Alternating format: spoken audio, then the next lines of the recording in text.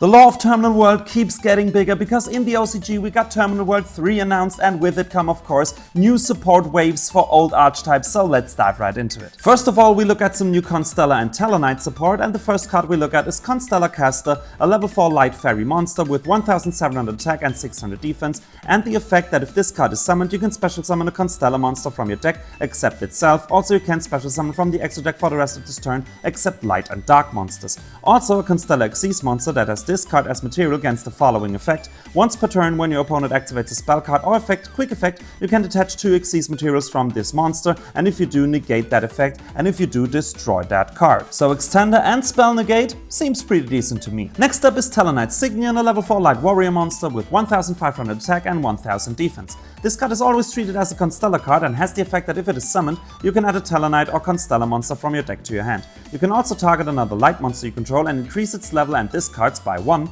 And also, this card can be treated as 2 materials for the Xyz summon of a Tellarknight Xyz monster that requires 3 or more materials. But we also get some extra deck monster support, and the first one we talk about is X-Tellarknight Constellar Ptolemy Omega 7, a rank 7 light machine Xyz monster with 2700 attack and defense, requires 3 level 7 monsters and has the effect that once per turn during a main phase 2, you can also Xyz summon this card by using a Tellarknight or Constellar Xyz monster you control and transfer its materials. Also, while you have 7 or more Tellarknight monsters with different names in your graveyard and or banishment, this card gains another 2700 attack and defense, and it is unaffected by your opponent's activated card effects. And once per turn, quick effect, you can detach any number of materials from this card and target that many monsters of your opponent and shuffle them into the deck. Now this one definitely gives some new boss monster vibes right here. And finally we have Tellarknight Constellar Deltaros, a rank 4 light warrior monster which requires 3 or more level 4 monsters and has 2500 attack and defense.